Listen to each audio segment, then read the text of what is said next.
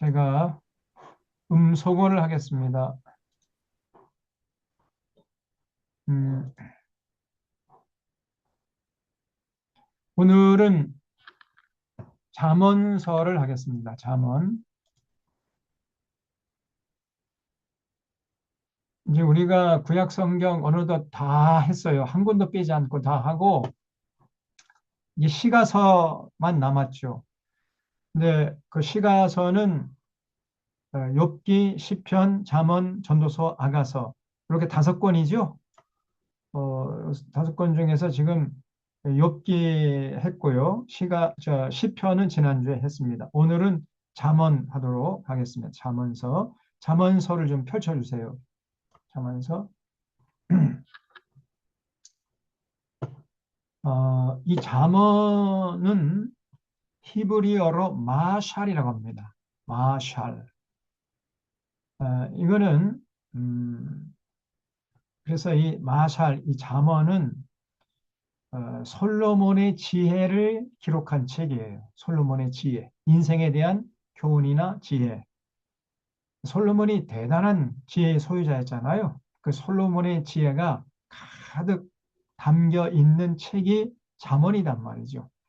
근데 이 잠언에서 솔로몬이 자신의 지혜를 전할 때 그 마샬이라는 양식으로 썼는데 이 마샬은 뭐냐면요. 금언과는 조금 달라요. 마샬은 이것과 저것을 비교하면서 인생의 교훈과 지혜를 전하고자 하는 문학적인 기법을 마샬이라고 합니다. 마샬. 예를 들면은 지혜로운 아들은 아비로 기쁘게 하거니와 미련한 아들은 어미의 근심이니라. 그래서 지혜로운 아들과 미련한 아들을 이렇게 비교하죠. 비교하면서 전하고자 하는 지혜를 이렇게 부각시키려고 하는 그런 기법이 마샬이에요. 또 손을 게으르게 놀리는 자는 가난하게 되고 손이 부지런한 자는 부하게 되느니라. 그래서 게으른 자와 부지런한 자를 비교하고 있죠. 그래서 그 게으른 자는 어떻게 되는가, 또 부지런한 자는 어떻게 되는가, 그러니까 이런 것들을 이렇게 가르치면서 인생의 지혜를 전하고자 했던 겁니다. 다른 모든 성경책은 그 인문학적인 소양을 가지고 전후 문맥을 잘 살펴야 돼요. 조심스럽게. 그런데 이 잠언만큼은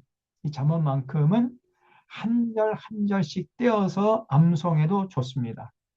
그러니까 잠언 한 구절 한 구절이 완성된 내용을 담고 있어요. 그래서 그 다음 구절하고 그 전의 구절하고 상관이 없이 요 한 구절 한 구절이 전부 다 독립적인 내용을 갖고 있단 말이죠. 그래서 한 절씩 떼어서 암송해도 좋은 책이 잠언이에요. 또 어, 솔로몬이 그러면 잠언을 왜 썼느냐? 잠언 1장 1절로 6절에서 그 기록 목적을 명확하게 밝히고 있어요. 잠언 1장을 한번 보세요. 1장 1절에 다윗의 아들 이스라엘 왕 솔로몬의 잠언이라 그랬죠. 이런 지혜와 훈계를 알게 하며 명철의 말씀을 깨닫게 하며 지혜롭게 공의롭게 정의롭게 정직하게 행할 일에 대하여 훈계를 받게 하며 어리석은 자를 슬기롭게 하며 젊은 자에게 지식과 근신함을 주기 위한 것이니 지혜 있는 자는 듣고 학식이 더할 것이고 명철한 자는 지략을 얻을 것이라. 잠언과 비유와 지혜 있는 자의 말과 그 오묘한 말을 깨달으리라. 그렇죠? 그래서 이 잠언을 솔로몬이 기록한 목적이 뭐냐면요. 어, 사람들을 지혜 있게 하려고. 그래서 듣고 학식을 더하고 명철을 더하도록 하기 위해서 기록했다는 거예요.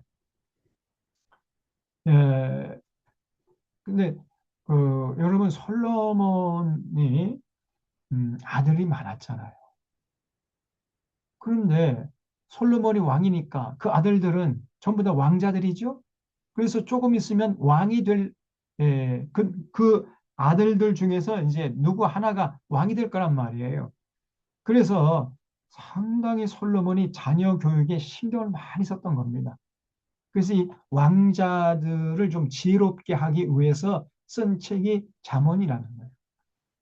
여러분 이제 왕위를 이어받을 그 다음 세대 왕자들이 지혜롭지 못하고 뭐 미련하고 또 폭군 노릇을 하면은 어떻게 되는 거예요?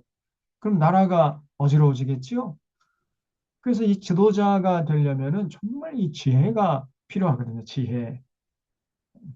그래서 그 1차적인 기록 목적은 자기 아내와, 아니, 자기 자녀와 아내들의 교육과 관리를 위한 것이었습니다. 또 솔로몬의 아내가 굉장히 많았죠. 응? 그래서 그 아내들을 그 아내들이 또 뭐 권력을 남용하고 그러면 어떻게 됩니까? 나라가 어지러워지겠죠. 그래서 아내들을 잘 이렇게 통제해야 할 필요성이 있었고 또 다음 세대를 이어갈 자기 아들들을 잘 교육할 필요성을 느꼈던 거예요. 그래서 그런 목적을 이루기 위해서 기록한 책이 잠언이었던 겁니다. 솔로몬 왕은 많은 아내를 두었어요. 그래서 태어난 자신의 자녀들을 훈계하기 위하여 잠언 3천을 말했고 히스기야의 신하들이 그 솔로몬의 지혜를 이제 이렇게 잘 수집해 가지고 편집을 한 것이 이제 우리의 잠언이 된 겁니다. 그 잠언에는 솔로몬의 지혜가 녹아 있죠. 그래서 잠언은 1장부터 31장이죠. 그래서 하루에 한 장씩 읽고 묵상하면은 한 달이면은 잠을 다 읽고 묵상할 수 있죠. 하루에 한 장씩. 한 달이 30일이니까요. 그래서 하루에 한 장씩 읽고 묵상하면 한 달이면 잠언을 한 번씩 읽고 묵상할 수 있습니다. 1년이면 12번 이렇게 돌아갈 수 있잖아요. 이렇게 잠언을 늘 읽고 묵상하게 되면 우리도 솔로몬처럼 지혜로울 수 있습니다. 솔로몬의 지혜가 중동 지방에서 소문이 자자했거든요. 네. 저쪽에 어, 그 구스에서도 그 여왕이 에, 그 솔로몬의 지혜를 듣고 그 명성을 듣고 찾아올 정도로 그렇게 명성이 자자했는데 그 비결은 뭐냐면 솔로몬이 지혜로웠어요. 나중에는 이제 지혜가 사라졌습니다만은 솔로몬이 한때 젊었을 때에는 굉장히 지혜로웠습니다. 그래서 그 솔로몬의 재판, 그 유명한 재판 아시잖아요. 두 명의 여인들이 한 아이를 놓고 각각 자기 아들이라고 주장하니까 안 되겠다 해가지고 칼을 가져와라. 그래서 둘 다 자기 아들이라고 주장하니까 그러면은 그 아기를 둘로 쪼개가지고 한 조각씩 나눠줘라. 그렇게 하니까 진짜 어머니가 아이고 그러면 제가 양보하겠습니다. 그게 나오는데 가짜 어머니는 그렇게라도 해주십시오. 이렇게 나왔단 말이에요. 그때 이제 솔로몬이 진짜 어머니를 딱 가려낸 거죠. 가짜 어머니. 네이 X. 예? 네이 X야. 그래가지고 뭐 아주 혼쭐을 내주고 진짜 어머니에게 그 아기를 건네줬다. 그 유명한 일화가 있지 않습니까? 그래서 우리가 이 잠언을 좀 읽을 필요가 있어요. 그리고 예수님께서 제 아들을 세상으로 파송하면서 뭐라고 말씀했죠? 내가 너희들을 세상에 파송하는 것은 마치 그 양을 이리떼 가운데 보내는 것 같다. 이렇게 예수님이 심정을 밝히셨어요. 자기 제자들 세상으로 파송을 하는 그때 심정이 마치 양을 이리떼에게로 보내는 것 같다는 거예요. 그럼 양을 이리떼에게 보내면 됩니까? 안 되죠. 금방 잡아먹을 거 아닙니까? 양은 뭐 아무런 무기가 없잖아요. 아무런 무기도 없이 저 이리들이 득실거리는 그곳으로 가봐요. 당장에 그냥 이리떼들에게 둘러싸여가지고 뜯어 먹히고 잡혀 먹히겠지요. 비참하게 죽을 거 아닙니까? 그런 심정이었다는 거예요. 그래서 보내면 안 되는데 또 안 보낼 수가 없으니까 이제 보낼 수밖에 없는데 그렇기 때문에 그 다음에 예수님께서 하신 말씀이 뭐냐면요. 너희는 뱀처럼 지혜롭고 비둘기처럼 순결하라 그랬어요. 이 말씀이 정말 중요합니다. 세상에 나가서 하나님의 거룩한 도구로 쓰임 받으면서 승리하기 위해서는요. 반드시 필요한 게 뭐냐? 지혜예요, 지혜. 순수함, 순결함보다 더 필요한 것이 지혜입니다. 지혜롭지 못하면 그 순결함을 유지할 수가 없어요. 당장의 어둠의 세력들에게 그냥 짓밟혀 버립니다. 그래서 우리들이 세상에 나가서 이제 하나님의 거룩한 도를 쓰임 받아야 되는데 그걸 마치 양을 어, 이리떼에게 보내는 것과 똑같은 거예요. 그, 우리들은 뭐 물론 수단 방법 뭐 가질 수가 없잖아요. 때리면 맞고 욕하면 그냥 욕 먹고 손해 보면 그냥 또 손해 보는 것이고 또 끌고 가면 끌려가는 것이고 무저항 비폭력으로 예수님께서 그렇게 하신 것처럼 우리도 그렇게 해야 되겠잖아요. 응? 사람들이 뭐 뒤에서 욕해도 우리는 뭐 그냥 이런 부담이고 그냥 그 욕을 다 얻어 먹어야 돼. 누가 때리면 또 그냥 뭐 우리 또 같이 너 죽고 나 살자 그렇게 할 수가 없잖아요. 그 이 기독교인들이 아무런 세상에 그런 험한 세상 살아가는데 대처할 어떤 무기가 없어요. 마치 양 같아. 양은 아무런 무기가 없지 않습니까? 이리 때 데려와가지고 막 물어뜯는데 무슨 뭐 방어할 무기가 있어야 말이지. 그래서 예수님께서 하신 말씀이 너희는 뱀처럼 지어야 된다. 뱀처럼. 그래서 아무런 이런 무기가 없지만은 그러나 결정적으로 중요한 무기가 있어요. 그 뭐냐? 지혜입니다. 지혜. 지혜를 소유하면은 양들이 그 이리의 소굴에 들어가서도 살아남을 수 있다는 말. 거기서 오히려 그 이리떼들을 다스릴 수 있습니다. 이렇게 지혜가 중요한 거예요, 지혜.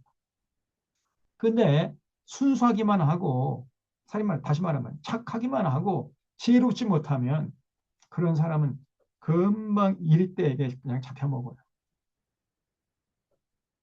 그들을 지도할 수 없습니다. 이끌 수가 없어요. 그래서 는 뱀처럼 지어가요. 그래서 예수님께서 왜 이렇게 말씀하셨는가 하면 인생은 길고 세상은 복잡하기 때문이고 그리고 우리 앞에 놓인 생명길과 사망길에서 우리가 선택해야 되기 때문입니다. 그러므로 우리에게 솔로몬의 지혜가 절실해요. 지금 내가 말해야 할 때인지 침묵해야 할 때인지 지금 내가 전진해야 할 때인지 후퇴해야 할 때인지 내가 지금 화를 내야 할 때인지 참아야 할 때인지 이런 걸 분별할 수 있는 지혜가 우리에게 필요한 거예요. 어, 그래서 이 생명길과 사망길 항상 우리 앞에 두 가지 길이 놓여 있거든요. 거기서 끊임없이 선택을 해야 됩니다. 그게 인생이에요. 인생이란 뭐냐? 끊임없는 선택의 연속이다. 생명길과 사망길, 이 두 길을 하나님께서 우리에게 놨어요. 그래서 우리는 그 두 갈래 길에서 모든 자신의 지혜와 인격과 모든 지식을 총동원해 가지고 자기가 선택하고 자기가 책임져요. 그게 인생이에요. 그러므로 우리에게 지혜가 필요한 거죠. 그래서 이 솔로몬은 인류 역사상 가장 지혜로운 사람이었죠. 늘 솔로몬의 잠언을 읽고 마음에 새기고 사는 사람은 반드시 이 어지러운 세상 한복판에 나아가서 휘둘리지 않고 지혜롭게 살 수 있습니다. 아주 그 천평안과 기쁨과 참 자유함을 만끽하면서 하나님의 거룩한 도구를 쓰임 받으면서 그 이리들이 득실한 그 곳에 가서도요, 이 이리떼들에게 휘둘리지 않고 그들에게 잡아먹히지 않고 오히려 그들을 지도하고 그들에게 선한 영향력을 행사하면서 살아가는 그런 복된 인생이 되는 거예요. 그렇게 만들어준 힘이 뭐냐? 지혜. 이 솔로몬의 지혜가 얼마나 중요한지 알 수가 없어요. 아무리 강조해도 지나치지 않습니다. 그러므로 여러분 잠언서를 소중하게 여기십시오. 이 잠언 하나님께서 우리 손에 이 솔로몬의 지혜를 들려줬다니까요. 그래서 우리가 늘 잠언을 읽고 묵상하면 솔로몬처럼 지혜로울 수 있습니다. 그리고 이 어지러운 시대에 더더욱 우리에게 지혜가 필요하잖아요. 그래서 이 솔로몬의 지혜가 담뿍 담겨 있는 잠언을 늘 가까이 하고 읽고 묵상하면 정말 여러분에게 큰 힘이 되는 거죠. 어떤 사람은 무슨 자꾸 책방에 드나들면서 무슨 나의 인생을 좀 지혜롭게 해줄 만한 책이 없는가 해가지고 그 책방을 전전해요. 하나님께서 우리 손에 이렇게 잠언이라는 귀한 지혜서를 우리 손에 들려줬는데 그 전혀 읽어보지도 않고 그냥 내팽개치고 그 솔로몬의 잠언보다 훨씬 더 가치가 없는 그런 사람이 쓴 그 뭐 지혜서가 어디 없는가 그러면서 책방을 전전한다니까요. 어리석은 사람입니다. 제가 생각할 때는 이 잠언 한 권만으로도 충분합니다. 잠언 한 권만으로. 이 잠언 한 권만 정말 우리가 늘 읽고 묵상하고 마음에 새기고 실천하게 되면 이 잠언의 이 지혜를 가지고 살아가게 되면요. 아무리 세상이 어지럽고 혼탁해도 휘둘리지 않고 거룩하게 향기롭게 행복하게 살 수 있습니다.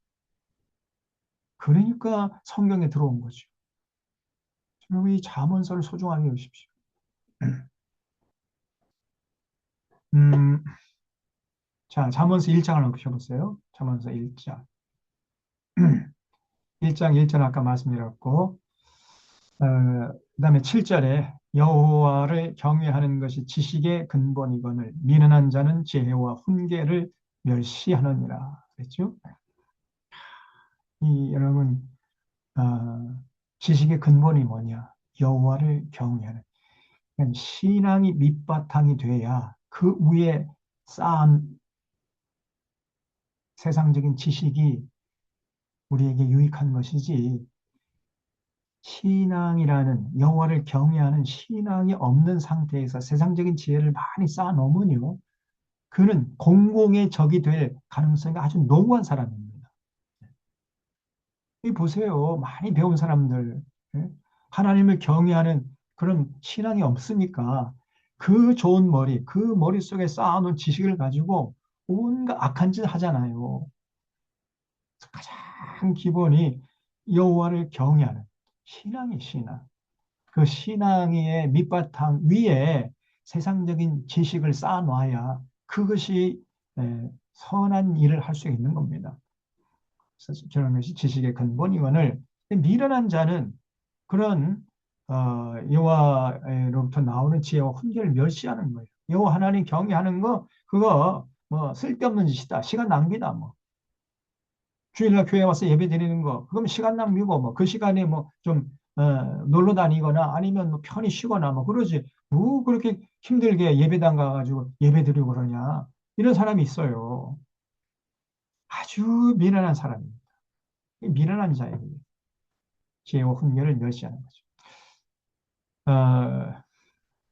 그래서 1장부터 쭉 넘어가가지고 8장까지, 9장까지는 지혜가 얼마나 소중한 것인가를 계속 강조하고 있습니다. 1장부터 9장까지. 그래서 여기 1장 20절 보세요. 지혜가 길거리에서 부르며 광장에서 소리를 높이며 시끄러운 길목에서 소리를 지르며 성문 어귀와 성중에서 그 소리를 바라며 이르되 너희 어리석은 자들은 어리석음을 좋아하며 거만한 자들은 거만을 기뻐하며 미련한 자들은 지식을 미워하니 어느 때까지 하겠느냐 그랬죠. 여러분 지혜는 어디 있습니까? 지혜는요 어디에나 있어요. 길거리에서도 지혜가 우리를 부릅니다. 광장에서 소리 지르고 시끄러운 길목에 그냥 시장 한복판에서 상인들이 뭐 그냥 그 호객하는 그 소리 속에서도 우린 지혜를 발견할 수 있단 말이에요. 응? 그 아이들의 그 소꿉장 나는 그 소곤소곤하는 그 소리에서도 지혜를 우리가 얻을 수 있습니다. 다시 말하면 지혜는 뭐냐? 렙 쇼메어입니다. 렙 쇼메어. 듣고자 하는 마음. 렙 쇼메가 뭐냐면 들으려고 하는 마음, 들으려고 하는 삶의 자세. 늘 이렇게 경청해 귀를 쫑긋 세워가지고 아, 자기 주변에서 들려오는 소리를 들으려고 하는 그게 지혜입니다. 지혜. 경청, 레브 쇼메어. 그래서 솔로몬이 왕이 된 다음에 그러잖아요. 자기가 왕이 되는데 에, 뭐 지혜가 부족해서 하나님께 나가가지고 기도했어요. 하나님, 내가 왕이 되는 너무 어려서 왕이 돼가지고 지혜가 부족하니 저희가 지혜를 좀 주십시오. 그렇게 구했더니 하나님께서 야, 너 참 대단하다. 어떻게 왕이 돼가지고 자신의 부와 수와 명예, 권력을 위해서 기도하지 않고 백성들을 잘 다스릴 수 있는 지혜를 구하다니. 너 참 괜찮은 사람이다. 하나님이 기분 좋아가지고요. 예? 지혜는 물론이고 구하지 않은 수와 부와 명예까지 그냥 한꺼번에 도매금으로 다 그냥 종합 선물 세트로 보내주셨잖아요. 근데 거기 사무엘상 보면은 그 지혜를 뭐라고 하냐면요. 듣는 마음, 하나님 제게 듣는 마음을 주시옵소서. 그게 레브 쇼메. 백성들의 그 아파하는 소리, 예? 그 서민들의 그 요구의 소리 잘 들을 수 있도록 듣는 마음을 주시옵소서. 그러니까 하나님이 야, 너 참 잘했다. 네가 어떻게 부와 수와 명예 구하냐면 지혜를 구하냐? 듣는 마음이 지혜라는 거예요. 듣는 마음, 지혜. 그래서 여러분, 우리가 길거리에서도 지혜를 얻을 수 있어요. 길거리 가면서도 잘 들으면은 지혜를 얻을 수 있다니까요.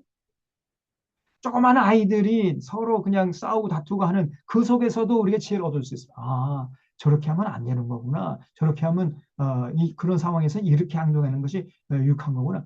잘 유심히 들으려고 하면은요. 지혜가 생긴다니까. 그래서 여기 24절에 보면 내가 불렀으나 할 때 이 내는 지혜입니다. 지혜. 1인칭 단수 나죠. 내가 불렀으나 지혜가 불렀는데 사람들은 듣기 싫어해요. 그냥 들으려고 하지 않는단 말이에요. 그냥 자기 생각만 해, 자기 생각. 좀 넓게 보고 크게 보고 그 공동체 전체를 보고 이렇게 생각하고 말하고 행동하려고 하질 않고 항상 자기 입장에서 음, 그 주변 소리를 안 들어요. 그러면 이제 미련한 자가 되는 겁니다. 지혜를 얻을 수가 없어요. 이 지혜가 우리 주변에 가득 차가지고 우리를 부르는데도 듣기 싫어하는 거예요. 딱 귀를 막아버려요. 너희가 듣기 싫어하였고 내가 손을 폈으나 1인칭은 전부 다 지혜를 말합니다. 1장부터 9장에서 1인칭 단수는 좀 지혜를 말해요. 지혜가 손을 폈으나 돌아보는 자가 없어요. 그냥 무엇을 먹을까, 무엇을 마실까, 무엇을 입을까, 어떻게 하면 더 잘 먹고 잘 살고 더 출세하고 더 떵떵거리게 살고 여기에만 그냥 생각이 다 가 있다니까요. 그러니까 들으려고 하질 않습니다. 주변에 그 지혜로운 소리를. 그래서 도리어 나의 모든 교훈을 멸시합니다. 지혜의 교훈을 멸시해요. 그 지혜의 책망을 받지 아니하였으 너희가 재앙을 만날 때에 지혜가 웃을 것이다. 너희에게 두려움이 임할 때 지혜가 비웃는 거예요. 그렇게 주변에서 지혜가 소리 높이 불러도 못 듣고 안 들어요. 못 봐. 그런 사람은 이제 미련하게 되고 결국은 그 인생에 재앙이 임하는 거죠. 그래서 너희의 두려움이 광풍같이 임하겠고 너희의 재앙이 폭풍같이 이르겠고 너희 근심과 슬픔이 임하리니 그때 너희가 나를 부르리라. 그래도 내가 대답하자. 여기서 나라는 거 아까 말씀드린 지혜입니다. 그때 지혜를 뭐 찾고 그래도 이제 늦어요. 이미 늦습니다. 평소에 항상 여러분 삶의 자세가 주변에 아주 세미한 소리라도 잘 들으려고 그래야 돼. 음, 잘 듣고 그런 그 과정에서 오는 지혜를 가지고 전체를 살피면서 어, 생각의 깊이를 더하고 폭을 넓히고 그런 사람이 정말 지혜로운 사람이 되는 거죠. 그래서 부지런히 나를 찾으리라. 그래도 나를 만나지 못하리니 대전 너희가 지식을 미워하며 여호와 경외하기를 즐거워하지 아니하며 나의 교훈을 받지 아니하고 나의 모든 책망을 업신여겼음이니라. 그러므로 자기 행위의 열매를 먹으며 자기 꾀에 배부르리라. 어리석은 자의 퇴보는 자기를 죽이며 미련한 자의 안위를 자기를 멸망시키려니와 오직 내 말을 듣는 자는 평안히 살며 재앙의 두려움이 없이 안전하리라. 그렇죠? 자, 2장에도 보면 내 아들아 내가 만일 나의 말을 받으며 나의 계명을 내게 간직하며 내 귀를 지혜에 기울이며 내 마음을 명철에 두며 지식을 불러 구하며 명철을 얻으려고 소리를 높이며 은을 구하는 것 같이 그걸 구하며 감추어진 보배를 찾는 것 같이 그것을 찾으면 그러니까 지혜를 구하고 찾으라는 거죠. 여호와 경외하기를 깨달으며 하나님을 알게 돼. 그래서 지혜의 결론, 지혜의 종착점이 뭐냐? 하나님을 경외하는 거예요. 지혜를 추구하고 추구하다 보면은 하나님 앞에 가 있게 돼요.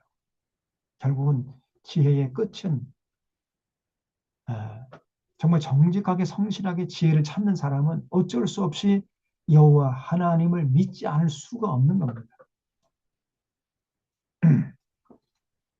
어, 그래서 정말 지혜를 찾고 구하고 그렇게 되면은 여호와 경외하는 것이 참 중요한 것이구나. 그래서 하나님을 신뢰하고 의지하는 게 너무 중요한 것이 이걸 알게 돼요. 쭉 넘어가지고 어, 3장에도 계속 그런 지혜를 구하라는 말이 있고 4장에서도 여기 4장 5절 보세요. 지혜를 얻으며 명철을 얻어라. 지혜와 명철을 얻는 게 최고의 가치라는 거예요. 내 입의 말을 잊지 말며 어기지 말아라. 지혜를 버리지 말라. 그가 너를 보호하리라. 우리가 지혜를 얻잖아요. 지혜가 우리를 보호해 줍니다. 어지러운 세상 사는 동안에 지혜가 우리를 보호합니다. 그를 사랑하라. 그는 이제 지혜죠. 그가 너를 지키리라. 지혜가 제일이니 지혜를 얻으라. 내가 얻은 모든 것을 가지고 명철을 얻을지니라. 그를 높이라. 그리하면 그가 너를 높이 들리라. 만일 그를 품으면 그가 너를 영화롭게 하리라. 그가 아름다운 관을 내 머리에 두겠고 영화로운 면류관을 내게 주리라 하셨느니라. 그렇죠? 여러분 지혜를 얻으면은 음, 부귀영화 누릴 수 있는 거죠. 자, 여러분 여기 금덩어리가 있다고 합시다. 이만한 금덩어리가. 주먹만한 금덩어리. 여기 지혜가 있어요. 이 둘 중에서 여러분은 어느 쪽을 취하겠습니까? 네? 그래서 당연히 지혜를 취해야 되겠죠? 지혜를 구하면은 지혜가 있으면 이 금덩어리는요, 이거보다 더 큰 금덩어리도 얻을 수 있는 거예요. 근데 사람들은 지혜를 구하지 않고 요 금덩어리, 여기에 그냥 눈이 멀어요. 그래서 여기 지혜가 제일이다. 지혜. 지혜를 얻어라. 그러면 그 지혜가 너를 높일 것이다. 너를 높이 들리라. 그를 품으면 그가 너를 영화롭게 해줄 것이다. 그 아름다운 관을 내 머리에 둘 것이고 영화로운 면류관을 너에게 주리라. 지혜가 최고라는 거 지혜. 항상 여러분 지혜를 구하십시오. 다시 말하면 자꾸만 주변 사람들의 얘기를 들으려고 하세요. 심지어 무언의 소리도 들려요. 조그마한 풀잎, 그 풀잎들이 서로 제잘거리는 소리, 예, 그걸 들을 수 있어요. 그 식물들도요, 서로 이렇게 주고받는다고 그러잖아요. 식물들이 자기들끼리 서로 주고받는 소리까지 들으려고 이렇게 귀를 쫑긋어요. 자세히 들으려고. 경청, 아니면 식물들은 관찰이죠, 관찰.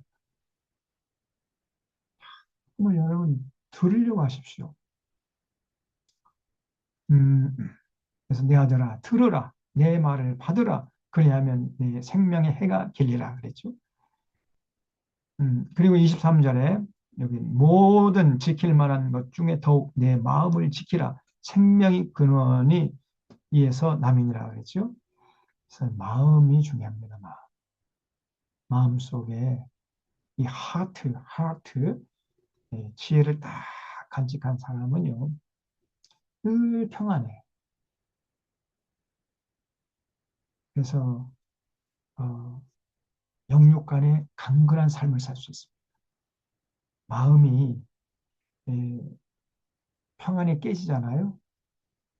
불안이 엄습하고 또 마음속에 여러 가지 뭐 근심과 걱정과 두려움이 임하고 또 마음에 그 상처가 있고 생채기가 나오고 막 그러면은 어떻게 됩니까? 뼈가 말라요. 뼈가 삭아. 뼈가 삭으면 어떻게 돼? 뼈에서 하는 일이 피를 만들어내는 거죠. 조혈작용이라고 그러잖아요. 그래서 피를 제대로 만들어내지 못하니까 육체적인 건강도 유지할 수가 없는 거죠. 그 마음을 잘 관리하셔야 됩니다. 심령 관리. 너무너무 중요한 거예요. 근데 어떤 사람이 그 심령 관리를 잘 하느냐? 지혜를 얻은 사람, 지혜.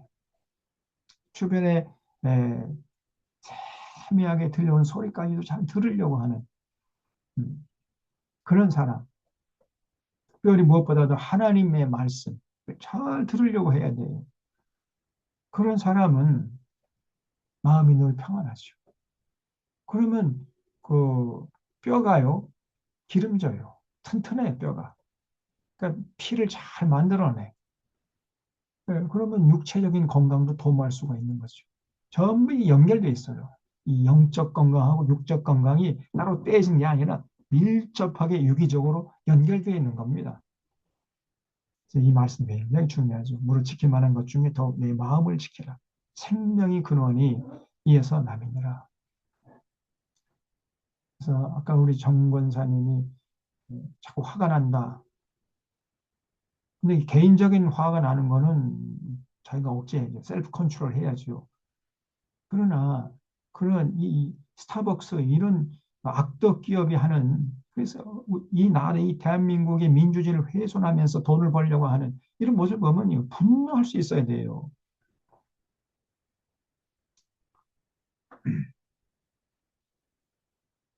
그러면서 이제 또 자신을 돌아보려고 하고 뭐 이제 그런 사람은 좀 성숙한 사람이죠.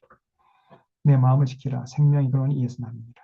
또 쭉 넘어가서 5장도 그렇고요. 6장도 특별히 6장 1절에 보면 내 아들아 만일 네가 이웃을 위하여 담보하며 타인을 위하여 보증했으면 내 입의 말로 내가 얽혔으며 내 입의 말로 잡히게 되느냐. 그래서 절대 보증 서지 말라는 거예요. 솔로몬 시대에도 벌써 보증 서가지고 문제가 생긴 일이 있었던가 보죠. 그래서 절대 보증 서지 말아라. 보증 서게 되면 어떻게 되는 거예요? 그러면 그 보증 서준 그 사람의 자신 인생을 다 거는 거나 마찬가지예요. 내가 너 입의 말로 네가 얽혀버렸어요. 마치 새가 그물 속에 갇힌 것처럼 꼼짝달싹 이제 못하게 됩니다. 과거에 이제 보증 서가지고 막 패가망신하고 뭐 그냥 자녀들은 하루아침에 아버지가 그냥 쉽게 보증 섰다가 결국은 그 책임을 다 뒤집어 써가지고 아이들이 무슨 잘못이 있어요. 그 엄동설 안에 집에서 쫓겨나고 뭐 집에 그냥 모든 그 세간살이들이 다 그냥 음? 에, 팔려나가고 이런 가정이 풍지박산 나고 막 이런 경우가 있잖아요. 절대 보증 쓰지 말아라. 그 지금 솔로몬이 자기 아들들에게 그렇게 얘기하는 거예요. 또 6절에 보면 6장 6절에 게으른 자여 계획이 가서 그가 하는 것을 보고 지혜를 얻어라. 계민은 두령도 없고 감독자도 없고 통치자도 없으되 먹을 것을 여름 동안에 예비하여 주수 때 양식을 모으느니라. 그렇죠? 그 계민은 그렇잖아요. 정말 일사불란하게 움직이죠. 응? 두려움도 없고 감독자가 없는데 뭐 이렇게 뭐 하라 저렇게 하라 그렇지 않아도 뭐 그냥 자발적으로 얼마나 뭐 이리 가고 저리 가고 부지런하게 움직이는지 몰라요. 그래서 그 개미에게서도 지혜를 얻을 수 있다는 겁니다. 항상 우리가 뭘 할 때 자발적으로 해요. 자발적으로. 기쁨으로, 감사함으로, 자발적으로. 자기 하는 일을 주도권을 남에게 뺏기지 마세요. 저도 그래요. 뭐 이렇게 하려다가 누가 하라 그러면 나 하기 싫어. 내가 기쁨으로 내 인격과 내 상식적인 판단에서 이건 해야 되겠다. 할 때에는 그 참 보람되고, 정말 그 의미가 있고 의욕이 넘치는데, 너 이거 해! 이 명령을 받아가지고 하면은요, 하기 싫어지는 거예요. 그래서 항상 여러분, 우리는 이제 더 이상 애굽의 노예들이 아니고, 응? 출급해가지고 이제 하나님의 백성이 된 자유인들이잖아요. 자유인. 자유인은 뭐죠? 자기가 스스로 생각하고 스스로 판단해가 스스로 하는 거예요. 그게 자유인이죠. 근데 종은, 노예는 주인이 이거 해라, 저거 해라. 그 명령을 받고 억지로 맞으면 죽지 못해서 하는 게 종이죠. 우린 종이 아니에요. 이제 하나님의 백성이요. 그래서 참 자유인이에요, 자유인. 그럼 뭘 하든지 범사에 여러분 기쁨으로 하세요, 기쁨으로. 감사함으로. 그 뭐, 체면 치레하기 위해서 그거 하지 말고요. 또, 눈치 때문에, 예? 어쩔 수 없이 하지 못해서 억지로 그런 거, 그럼 아예 하지 마세요. 교회에서 봉사할 때도 기쁨으로 감사함으로 자발적으로 하십시오. 그래서 제가 뭐 이거 하라, 저 한마디도 안 하잖아요. 여러분이 알아서 그냥 할 때까지 제가. 그게 중요한 겁니다. 그러면 제가 여러분의 인격을 존중하기 때문에 스스로 알아서 할 때까지, 기다리는 거예요. 우리 하나님이 그러시거든요. 자발적으로 해야 돼. 아, 내가 뭐 장로가 되었고, 내가 권사가 되었고, 내가 집사가 되었으니까 사람들이 나를 이렇게 주시하고 있으니까 이거 해야 되겠다. 이런 식으로 하지 말고 기쁨으로 감사, 자발적으로 하려고 하는 그런 삶의 자세를 잃지 말아야 돼. 10절에 좀 더 자자, 좀 더 졸자, 손을 모으고 좀 더 누워있자 하면 내 빈궁이 강도같이 곰핍이 군사같이 이르리라. 그죠? 게으른 자는 가난해질 수밖에 없다는 거죠. 또 16절에 여호와께서 미워하시는 것, 그 마음에 싫어하는 것이 67가지니 곧 교만한 눈과 거짓된 혀. 눈은 눈인데 교만해, 눈이. 그리고 혀가 항상 거짓말을 자꾸 해요. 자꾸 혀를 놀려고 거짓말을 해. 또 손은 손인데 그 손을 가지고 많은 사람을 도와주면 좋겠는데 오히려 무죄한 자의 피를 흘리는 손이에요. 그게. 또 악한 계교를 꾀하는 마음에서 자꾸만 악한 꾀가 나와가지고 수많은 사람들 마음속에 피눈물을 흘리게 만들고 그런단 말이죠. 이런 것들은 우리 하나님이 가장 미워하신다는 거죠. 절대 그런 짓 해서는 안 된다는 겁니다. 그래서 거짓을 말하는 망령된 증인과 거짓 증거하고 막 거짓된 증인 있어요. 이런 것은 정말 하나님이 분노하시는 겁니다. 형제 사이를 이간하는 자, 여기 가서 이 말하고 저기 가서 저 말 해가지고 자꾸만 서로 의심하게 하고 불신하게 하고 이게 바로 마귀가 하는 짓이거든요. 그래서 그 공동체에 이런 자들이 한두 사람이 있으면 참 그 공동체가 힘들어지는 거예요. 형제 사이를 이간하는 자. 하나님이 절대로 가만두지 않습니다. 그다음에 이제 7장에 보면은 그 성적인 타락에 대해서 그 경고하고 있어요. 내 아들아 내 말을 지키며 내 계명을 간직하라. 내 계명을 지켜서 내 법을 뭉쳐처럼 지켜라. 쭉 넘어가서 여기 5절에 그리하면 그래서 지혜로운 사람들은 절대 성적인 타락을 그 허용하지 않는다는 거예요. 그래야면 이것이 너를 지켜서 음녀에게, 말로 홀이는 이방 여인에게 빠지지 않게 하리라 그랬죠.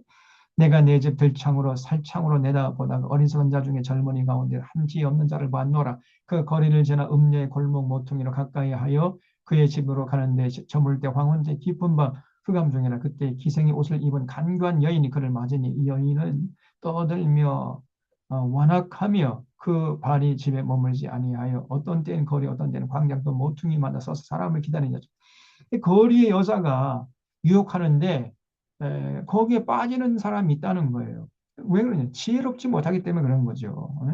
절대 지혜로운 사람은 그런 해프게 웃으면서 자기 와가지고 뭐 친절 베풀고 뭐 유혹하는 이런 거리의 여인들에게 속아 넘어가지 않는다. 휘둘리지 않는다는 거예요. 그 지혜가 중요하다. 지혜. 어, 그래서 여기 13절에 그 여인이 그를 붙잡고 그에게 입 맞추며 부끄러움을 모르는 얼굴로 그에게 말하되 내가 화목제를 드려 서원한 것을 오늘 갚았노라. 이러므로 내가 너를 맞으려고 나와 내 얼굴을 찾다가 너를 만난도다. 내 침상에는 여호와 애굽의 문이 있는 이불을 폈고 몰약과 침량과 계피를 뿌렸노라. 오라 우리가 아침까지 흡족하게 서로 사랑하며 사랑함으로 희락하자. 남편은 집을 따라 먼 길을 갔는데 은주머니를 가졌으며 보름날에 나 집에 돌아오리라 하여 여러 가지 고운 말로 유혹하며 입술에 호리는 말로 꿰물어 젊은이가 곧 그를 따라갔어요. 소가 도수장으로 가는 것 같이 갔고 미련한 자가 벌을 받으려고 쇠사에 매이려 가는 것과 같다는 거예요. 지혜가 없기 때문에 이런 유혹에 그냥 넘어가는 거죠. 그래서 24절에 이제 아들들아 내 말을 듣고 내 입의 말을 주의하라. 내 마음이 음녀의 길로 치우치지 말며 그 길에 미혹되지 말지어다. 대저 그가 많은 사람을 상하여 엎드러지게 하였나니 그에게 죽은 자가 허다하니라. 그의 집은 수월의 길이라 사망의 방으로 내려가느니라. 8장 이제 지혜가 부르지 아니하느냐 명철이 소리 높이지 아니하느냐 그가 길가의 높은 것과 네거리에 서며 성문 곁과 문 어귀와 여러 출입하는 문에서 불러 이르되 사람들아 내가 너희를 부르며 내가 인자들에게 소리를 높여노라. 지혜가 자꾸 부르는데도 사람들이요 듣지를 않아요. 응? 그래서 여기 8장에서는 지혜를 의인화시켜서 마치 사람이 부르는 것처럼 이렇게 의인화시켜서 말씀하고 있죠. 지혜입니다. 지혜. 그래서 11절에 대저 지혜는 진주보다 나음으로 지혜가요 어떤 금은 보화보다도 더 가치가 있는 겁니다. 다 동의하시죠? 지혜는 진주보다 나아요. 원하는 모든 것을 이에 비교할 수 없습니다. 나 지혜는 명철로 주소를 삼으며 지식과 근신을 찾아 얻나니 여호와를 경외하는 것은 악을 미워하는 것이라. 그래서 17절 나를 사랑하는 자들이 나의 사랑을 입으며 여기 나는 지혜입니다. 지혜를 사랑하는 자들이 지혜의 사랑을 입고 지혜를 간절히 찾는 자가 지혜를 만나는 거예요. 이런 지혜를 사모하고 지혜를 추구하고 찾고 찾고 찾으세요. 무엇보다도 우리가 들으려고 하는 자세를 잊지 말아야 되고 정말 그 가장 귀 기울여서 들어야 할 것은 하나님 말씀이죠. 성경 말씀. 이 성경 말씀을 정말 여러분 들으려고 하세요. 창세기부터 요한계시록 한 권도 빼지 말고 그 말씀을 통해 들려주시는 하나님의 세미한 음성을 들으려고 하십시오. 그러면 지혜가 생긴다니까. 아, 세상이 지금 어디로부터 와가지고 지금 어떤 상태에 있고 어디로 흘러가는구나. 매크로, 응? 큰 역사적인 그런 상황을 전부 다 꿰뚫어 볼 수 있고요. 또 미크로, 그래서 아주 세밀한 부분까지도 지금 어떤 상황이고 어떻게 처신하는 것이 올바른 것이고 그걸 다 할 수 있어요. 마크로와 매크로, 이 전체 이런 큰 거대 담론도 우리가 꿰뚫어 볼 수가 있고 미세한 그런 그 개인과 개인 마음과 마음 속에서 일어나는 여러 가지 예민한 갈등들 이런 것까지도 잘 분별할 수 있는 그런 능력이 생긴단 말이에요. 그래서 여러분 창세기부터 요한계시록까지 성경 전체를 다 꿰뚫어 보려고 하는 그런 노력을 하신 그게 바로 지혜라니까. 들으려고 하는 마음, 듣는 마음, 레브 쇼메야.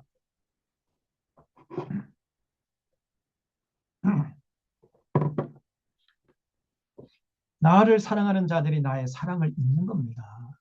네. 지혜를 얻으려고 성경책을 그냥 읽고 묵상하고 하나님께 지혜를 달라고 구하고 말씀을 가지고 그냥 밤낮을 가리지 않고 그 말씀을 묵상하는 거예요. 말씀 앞에 서서. 그래서 그 말씀이 내 인격 속에 들어와 가지고 내 인격 속에서 말씀이 육신되는 이런 체험을 하는 겁니다. 진짜 말씀이 육신되는 거예요. 제가 신학교 다닐 때 서울대 에, 법대 수석 졸업한 친구가 그 장신대 들어왔어요. 야, 제가 이 서울대 출신들은 가만히 보면요. 둘 중에 하나예요. 아주 좋은 사람이거나 아니면 아주 나쁜 놈이거나 둘 중에 하나니까 이게. 그 좋은 머리 가지고 참 하나님의 선한 도구로 쓰임 받으면 좋은 사람이 되는 것이고 그 좋은 머리 가지고 마귀에게 휘둘리게 되면 마귀의 종으로 살면 아주 악한 자가 되는 거예요. 중간이 별로 없어요. 서울대 출신들. 근데 그 서울대 법대 수석 입학 갔던 그 친구 머리가 정말 비장해요.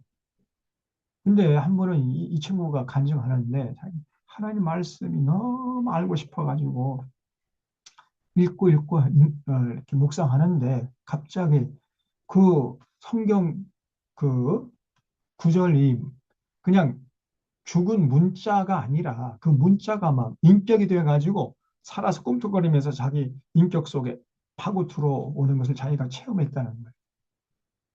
그래서 말씀이 자기 인격 속에 육신이 되었다. 그런 고백을 하더라고. 그 정도까지 여러분 묵상하셔야 돼요. 네? 조금 읽다가 그냥 졸리면 치워버리고 그러지 말고요. 성경 말씀을 붙잡고 읽고 또 읽고 묵상하고 묵상하고 그래서 그 성경 말씀 한 구절 한 구절이 내 인격 속에 들어와서 육신이 되는 이런 신비한 체험. 그런 사람이 지혜로운 사람. 그래서 제가 이름이 박문재란데 박문재 이 한국 교회를 놓고도 아파하고 같이 토론도 많이 하고 그런데 참 좋은 친구였어요. 결국은 그 친구는 이제 목사는 난 싫다. 목사는 안 하더라. 그럼 어떻게 살아가느냐? 어, 이제 영어 원서를 번역하고 그 번역가로 지금 살고 있습니다. 번역가. 박문재 여러분 그 기독교 서점 가면은 박문재가 박문재라는 그 필명으로 번역한 책이 굉장히 많아요. 그게 제 동기입니다. 근데 보통 이런 쉬운 무슨 뭐 간증하는 책이나 뭐 이런 건 번역 안 해요. 굉장히 학술적이고 어려운 그런 굉장히 고전적인 책들 이걸 대부분 이 친구가 번역을 합니다. 웬만해서는 그 번역 손도 못 댑니다. 다른 사람. 근데 이 친구가 다 그걸 번역해내고 있어요. 네. 근데 그 신학교 때 옆에서 이렇게 제가 쭉 유심히 보니까 성경 말씀을 읽고 묵상하고 묵상하고 말이 별로 없어요, 이 친구가. 아주 말도 무겁고 입도 무겁고 그런데 그 한번 이제 얘기하는데 성경 구절을 이렇게 묵상하다가 그 성경 구절이 자기 인격 속에서 막 꿈틀대면서 인- 육신이 말 육신이 되는 그런 체험. 문자가 그냥 문자가 아니라는 거예요. 문자가 막 살아서 꿈틀대더라는 겁니다. 그런 경험을 제가 얘기한 적도 있었는데 어쨌든 간에 그 정도까지 우리가 정말 깊이 묵상해야 됩니다. 그런 사람이 지혜로운 사람. 그런 사람이 지혜를 만나게 되고 결국은 그 어저른 세상에서 어둠의 세력들에게 휘둘리지 않고 살아갈 수 있게 되는 부귀가 내게 있고 장구한 재물과 공의도 그러하니라. 내 열매는 금이나 정금보다 나으며 내 소득은 수는보다 나으니라.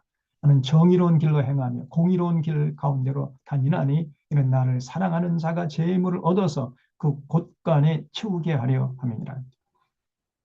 그래서 35절에 대저 나를 얻는 자는 이 지혜입니다. 지혜를 얻는 자는 어떻게 되느냐? 생명을 얻고 여호와께 은총을 얻을 수 있어요. 그러나 나를 잃는 자, 지혜가 없는 사람, 곤란해요. 자기 영혼을 해치는 자예요. 나를 미워하는 자는 사망을 사랑하는 자나 똑같은 겁니다. 이 지혜가 얼마나 귀중한지도 모르고 그래서 하나님 말씀 들을 때도 그냥 허투루 들어요. 건성으로 듣고 이런 사람은 스스로 자기를 미워하는 자나 똑같은 거예요. 스스로 자기 인생을 사망의 길로 가게 만든단 말이죠. 그러면서 그 사실 자체를 몰라요. 그 다음에 9장에 보면 1절도 그래. 지혜가 그 집을 짓고 계속 지혜를 강조하죠. 지혜가 그 집을 짓고 7기둥을 다듬고 짐승을 쭉 넘어가가지고 8절에 거만한 자를 책망하지 말아라. 이것도 지혜입니다. 거만한 자는 책망해봤자 듣지 않아요. 그가 너를 미워할까 두려우니라 그랬죠. 교만한 사람은요, 책망해봤자 오히려 그 자기를 위해서 책망하고 또 권면하는 사람을 오히려 미워합니다. 증오의 이빨을 갈고 들이대요. 그러니까 그런 사람은 책망하거나 권면할 필요가 없는 거죠. 괜히 관계만 나빠지는 거예요.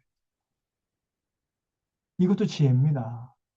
평소 잘 봐놨다가 이 교만한 사람 함부로 무슨 뭐 권면한다든가 이런 사람은 자기가 이제 지혜가 없는 사람이에요. 왜 그 듣지도 않은 사람이 가서 그걸 말해가지고 긁어 부스럼 만드냐 그 말.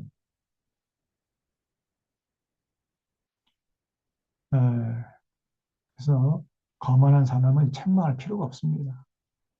그러니 입만 아파요. 그가 너를 미워할까 두려우니라. 그래서 지혜 있는 자를 책망해야 돼. 정말 책망하고 싶으면 지혜 있는 자를 책망하야 돼. 권면하려면요. 지혜 있는 자에게 권면해야지. 예. 거만한 자에게 권면해봤자 괜히 관계만 나빠지고 괜히 미움만 받아요. 그럴 필요가 없다는 겁니다. 그러니까 진주에게 저 진주를 개에게 돼지에게 던지지 말라고 예수님께서. 왜냐하면 돼지에게 진주 목걸이 줘봤자 돼지는요 그 귀한 줄 몰라요.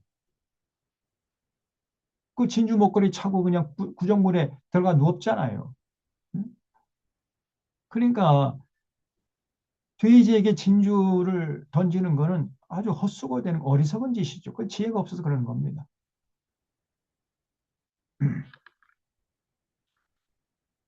이 거만한 자는 책망할 필요가 없어요. 가만히 냅둬요 그냥. 네. 그가 너를 미워할까 두려우니라. 그러면 누가 거만한 자겠어요? 누가 거만한 사람 다른 게 아니고요. 필요 이상으로 자기를 높이는 사람.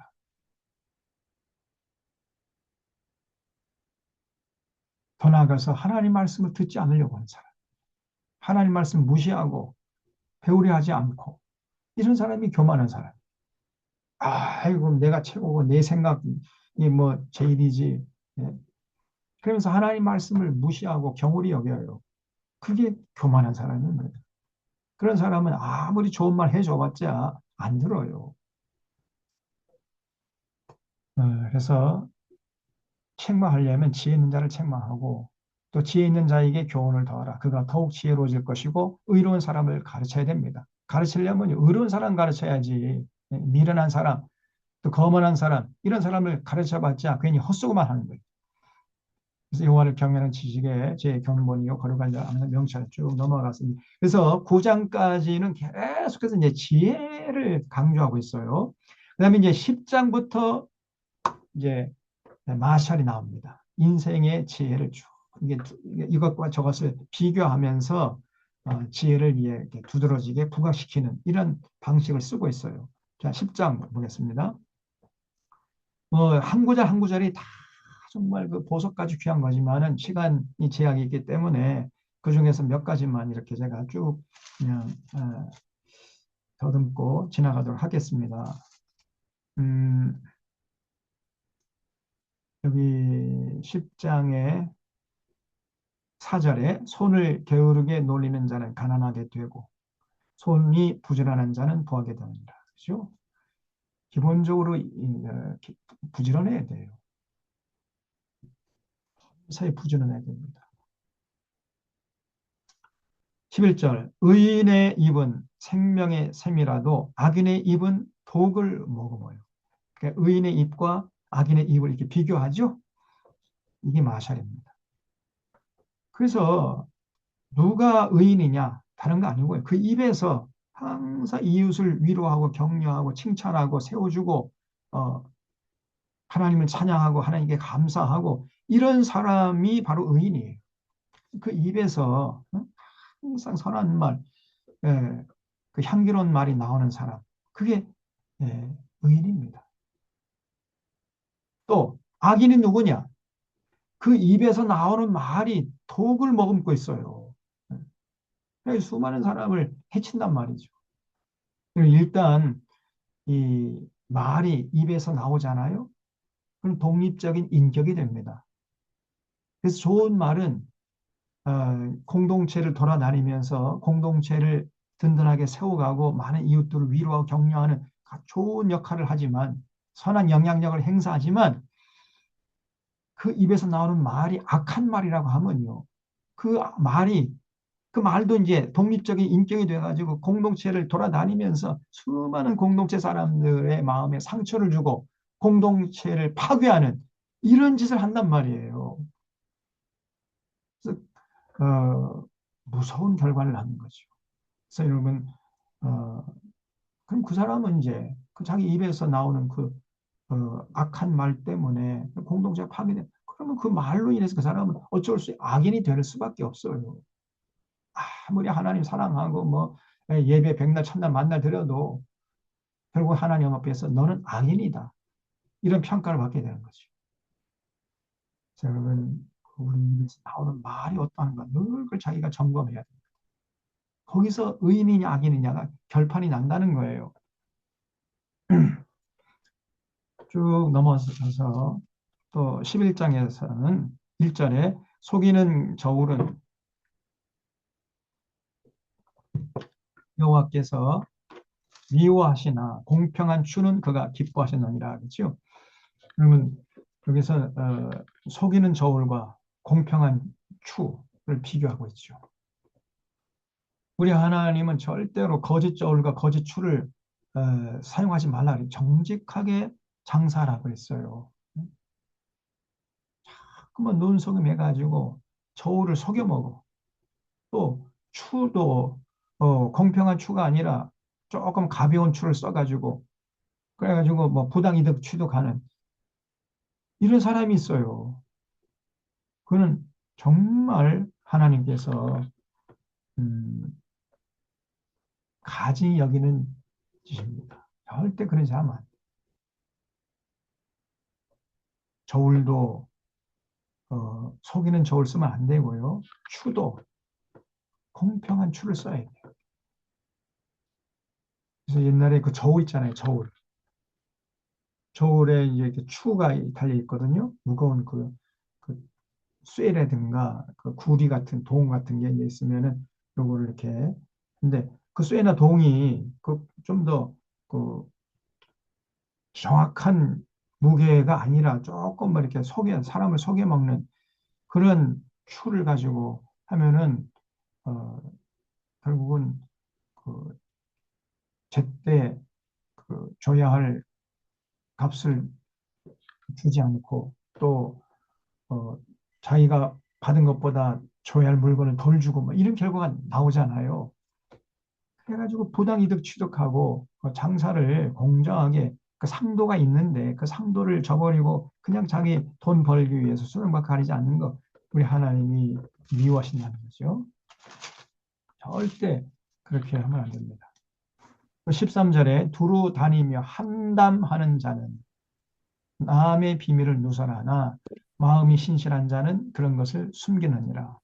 그래서 두루 다니며 한담하는 자하고 마음이 신실한 자를 비유하고 있습니다. 그래서 남의 비밀을 절대 누설하면 안 됩니다. 그리고 남 얘기 잘 하지 말아야 돼. 남 얘기.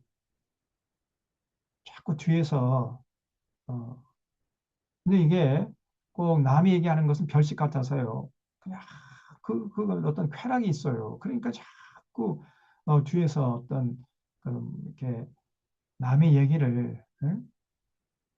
무대 위에 올려놓고 막 씹어대는 거예요. 절대 그런 짓 하면 안 됩니다. 마음이 신실한 자는 절대 그런 것에 가담하지 않는 것이요. 여기 15절에도 타인을 위하여 보증이 되는 자는 손해를 당하여도 보증이 되기를 싫어하는 자는 평안이라. 그래서 절대 보증 쓰지 말라 그랬죠.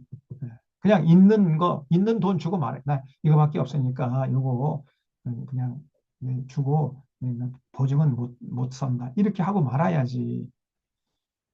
보증까지 서준다면은요, 그거는 어, 자기뿐 아니라 자기 가정을 다 파탄낼 수가 있어요. 절대 그렇게 해서는 안 됩니다. 쭉 넘어가서 12장에 4절에 보세요. 어진 여인은 그 지압 위에 면류관이나 욕을 끼치는 여인은 그 지압 위에 뼈가 썩음 같게 하느니라. 어진 여인과 욕을 끼치는 여인을 비유하고 있죠. 정말 그 어진 여인을 아내로 맞은 남자는 참 행복한 사람이죠. 또 반대로 욕을 끼치는 여인을 아내로 맞이하는 남자는 정말 불행한 남자입니다. 네? 어진 여인의 대명사가 누구예요? 어, 음, 누구라고 볼 수 있습니까? 나발의 아내 어떤 아비가일이죠. 나중에 다윗의 아내가 됐잖아요. 그 이제 어진 여인의 대명사라고 볼 수 있어요. 반대로 욕을 끼치는 여인은 여러분 딱 들으면 누가 생각납니까? 그렇죠. 아합의 아내 이세벨. 이거는 악한 여자 중에 악한 여자예요. 자꾸 자기 남편을 죽음의 늪으로 끌고 가는 그런 역할을 했던 여자가 바로 이세벨 아닙니까? 그래서 남편을 음, 그 옆에서 잘 이렇게 에, 뭐랄까요? 보필한다는 것도 좀 시대에 뒤떨어진 말 같기도 하고 그렇다고 해서 뭐 남편을 리드한다는 것도 좀 말이 어폐가 좀 있고 어쨌든 간에 지혜롭게 남편을 잘 섬기는 섬긴 단어가 좋겠네요. 그 여인도 그렇고 그저 아내도 그렇고 남편도 그렇고 자기 배우자를 지혜롭게 잘 섬겨야 돼요. 그래야 어진 아내와 어진 남편이 될 수가 있습니다. 그 어진 여인은 그 지아비의 면류관을 씌워줘요. 그리고 많은 그 위기 가운데서 건져내주는 이런 역할을 하는 거예요. 그 생명의 담지자 역할을 하는 겁니다. 오히려 그 신약성에 나오면 베베라는 여가 있어요. 그 로마서를 로마 교회에 전달했던 바울이 굉장히 총애했던 여인이 바로 베베라는 여인이었는데 그 여인은 많은 사람과 나의 보호자가 되었다. 이렇게 바울이 베베를 로마 교인에게 소개하는 장면이 나와요. 로마서 16장에. 아니, 일개 여인이 그 위대한 사도의 생명의 보호자가 됐다는 거예요. 그게 어진 여인이죠. 어진 여인. 이런 남자가 강한 것 같지만은 여러분 여러분 강하면요 쉽게 부러집니다. 부드러움은 약한 것 같지만은 절대 여러분 부러지지 않잖아요. 그래서 이 부드러운 게 오히려 강한 거예요, 사실. 강한 게 아니에요. 사실 남자가 뭐 강한 척 하지만은 그러나 그 정말 어진 여인의 보살핌, 도움, 섬김이 필요한 것입니다. 그래서 그 남편 옆에서 잘 봐가지고 남편이 그냥 한숨 푹 pu시고 또 마음에 상처가 있고 그러면 아주 지혜롭게 잘 남편을 이렇게 다독이고 그 걱정 근심을 덜어주고 그게 어린 여인의 역할이죠. 아비가일이 그러잖아요. 그 나발이 다윗이 보낸 그 부하들 뭐 근자의 말에 까닭없이 도망치는 노예가 있다는데 니놈들이 그놈들 아니냐? 근데 다윗이 그 군량미 좀 얻어오라고 보냈더니 그 다윗의 부하들을 그렇게 핀자를 주고 그냥 빈손으로 돌려보냈잖아요. 그러니까 다윗이 그 소리 듣고 뭐가 어째고 어째? 너희들 다 칼을 차라 이것들. 내가 그냥 저놈 가만두지 않겠다. 그러니까 군사 400명을 끌고 나발의 집에 있는 남자들 다 죽이려고 쳐들어왔잖아요. 그 소리를 듣고 이제 아비가일이 그냥 큰일 났거든. 그래서 그냥 집안에 있는 거 없는 거 그냥 전부 끌어 모아가지고 군량미 바칠 거 준비해가지고 다윗을 찾아가서 다윗을 만나자마자 그냥 넙죽 엎드려가지고 싹싹 빌었어요. 아이고 우리 남편 어리석은 남편인데 제발 좀 용서해 달라고 그러면서 군량미를 갖다 바쳤거든요. 그랬더니 다윗의 마음이 좀 누그러진 거예요. 그래서 오늘 하나님께서 너를 보내셔서 내 분노를 풀어줬기에 망정이지 그렇지 않으면 나발의 남자들 다 죽이려고 내가 왔다. 이렇게 표현합니다. 너를 만나기 위해서 하나님을 찬양한다. 그리고 이제 돌아갔어요. 그리고 이제 아비가일이 집에 돌아와 보니까 나발이란 놈이 자기가 마치 왕이 된 것처럼 착각하고 자색을 왕이 입는 왕복을 입고 자기가 왕이 된 걸 착각 혼자서 산의 진미를 펼쳐놓고 먹고 있어요. 참 그래서 사실 나발은 그 아비가일이 아니었으면은 그날 밤에 죽었습니다. 그래서 그날 밤에 아이고 아비가일이 참 내 신세도 딱하다 하고 그 다음 아침에 당신 어쩌려고 그랬어? 당신 어제 나 안 있으면 당신 죽은 목숨이요. 그랬더니 응? 이 나발이 그냥 사시나무 떨듯이 그냥 떨다가 쑥 쓰러져 가지고 열을 갖다 그냥 죽어버렸습니다. 그 소식을 듣고 이제 다윗이 참 아비가일이 참 지혜롭다. 그래가지고 아비가일을 모셔와라. 해가지고 그 다윗이 자기 아내 삼았다는 거 아닙니까? 그래서 이 아비가일이 참 지혜로운 그래서 지아비의 면류관이었어요. 근데 이 이세벨이라는 이 여자는 그 아합을 그냥 막 죽음의 늪으로 끌고 간 그런 여자 아닙니까? 그 저기 뭐죠? 어 포도원 무슨 포도원이죠, 여기가? 나도 나봇, 네? 나봇의 포도원. 나봇. 예.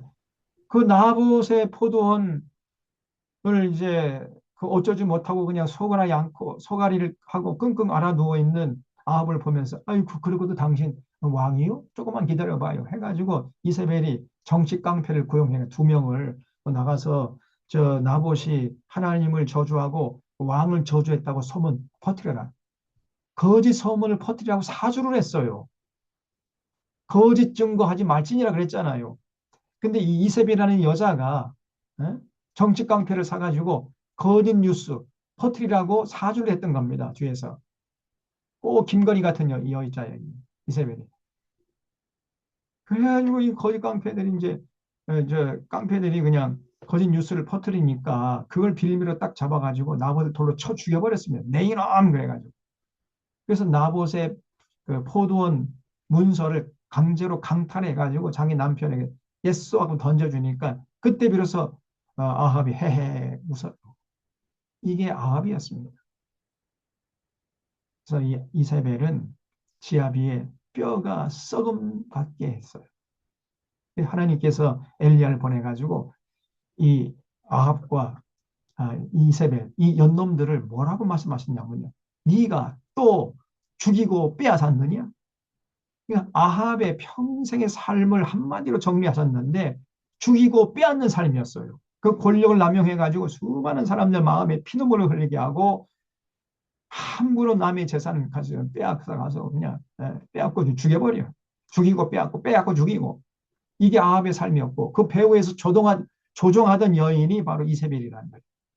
그래서 네가 하나님께서 이제 아합에게는 너 비참하게 죽을 것이다 이렇게 말씀하고 이세벨에게는요 그냥 개가 너의 그 시신을 다 뜯어먹게 될 것이다. 하나님께서 엘리야를 통해서 이렇게 말씀했지요. 그대로 됐습니다. 예후 장군에 의해서 아합의 휘하 장군에 있던 예후가 이제 쿠데타를 일으켜가지고 이세벨 삼층 누가 떨어진 걸 마차로 갈아버렸어요. 그런 다음에 이제 주막에서 이제 물 한 모금 죽이고 나와서 보니까 그 사이에 개들이 와가지고 이세벨의 시체를 다 뜯어 먹어가지고 그냥 뼈다구만 남아 있었단 말이에요. 그렇게 성경 기록돼 있어요. 그래서 배우자를 잘 얻는 게 진짜 중요한 겁니다.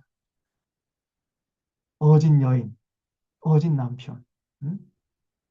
그 얻는 사람은 진짜 행복한 사람이고 욕을 끼치는 아내나 욕을 끼치는 남편이나 이런 사람하고 결혼한 남자나 여자는 정말 불행한 사람이에요.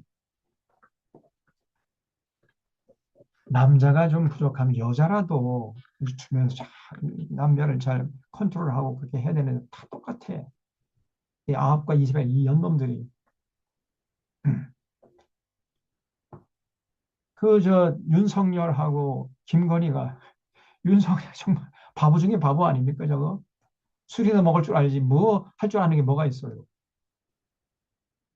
그 배후에서 온탕 분탕질을 했던 여자가 김건희 아닙니까? 제가 볼 때 그 싱크로율이라고 했죠. 100%입니다. 100%. 이세벨하고 김건희가 100%야. 결국은 그 윤석열도요. 그 김건희 뒤에서 시키는 대로 하다가 저희 망친 거 아닙니까, 저게.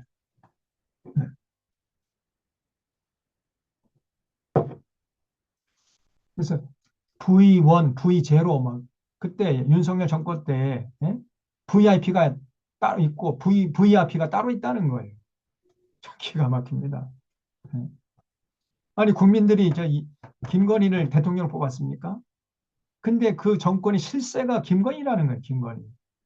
김건희가 하라는 대로 윤석열은 그대로 하는 거죠. 저게. 저 바보가.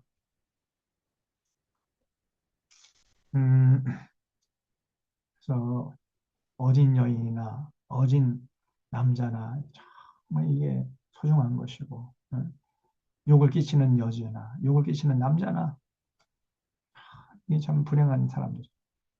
9절에 비천히 여김을 받을지라도 종을 부리는 자는 스스로 높은 자고도 어, 음식이 핍전한 자보다 나으니라. 그래서 허세를 부리면서 실속을 챙기지 못하는 이 양반 같은 사람 있잖아요. 근데 뭐 체면이고 뭐고 다 집어 던지고 실속을 챙기는 이런 사람이 있어요. 어떤 사람이 지어놓은 사람이냐. 쭉 넘어가서 음, 16절에 미련한 자는 당장 분노를 나타내거니와 슬기로운 자는 수욕을 꼭 참아내는 거예요. 셀프 컨트롤. 그래서 어, 여러분 뭐 얼굴에 그 감정 변화가 심한 사람 이런 사람은 결코 하나님께 쓰임 받지 못합니다. 스스로 자기 마음을 잘 통제할 줄 알아요. 셀프 컨트롤. 미련한 자는 자기 행위를 바른 줄로 여기나 지혜로운 자는 권고를 듣느니라. 그리고 미련한 자는 당장 분노를 나타내거니와 슬기로운 자는 수욕을 참는 거죠. 그래서 얼굴이 항상 그 평안한 모습을 유지하는, 그렇게 하려고 애를 써야 됩니다. 쭉 넘어가서 28절에 공의로운 길에 생명이 있습니다. 그 길에는 사망이 없어요. 그렇죠? 하나님의 뜻을 받드는 그 길이 공의로운 길이고 정의로운 길이죠. 그 길 끝에 영생이 있고 천국이 있는 겁니다. 거기는 사망이 없어요. 그다음에 13장에서는 이제 그 말에 대한 경고가 끊임없이 나와요. 그래서 여기 3절에 보면 13, 3절 그만하고 13절까지만 하고 마치겠습니다. 입을 지키는 자는 자기의 생명을 보존하나 입술을 크게 벌리는 자에게는 멸망이 오느니라. 입이 무거워야 돼요. 입이 가벼워서 그냥 입을 놀려요. 여기 가서 말하고 저기 저 말하고 가볍게 얘기하고 깊이 생각하고 천금같이 좀 느껴지게 듣는 사람이 그렇게 해야 되는데 그런 것은 절대로 우리가 경계해야 됩니다. 입을 지키는 자는 자기 생명을 보존하는 거예요. 입을 크게 벌리는 자, 함부로 말을 하고 행동해버려요. 그러면은 멸망이 온다는 거예요. 멸망. 얼마나 이게 참 무서운 얘기입니까? 또 게으른 자는 마음으로 원하여도 얻지 못하나 부지런한 자의 마음은 풍족함을 얻느니라. 게으르면은 자기 원하는 말을 이룰 수가 없는 거죠. 그다음에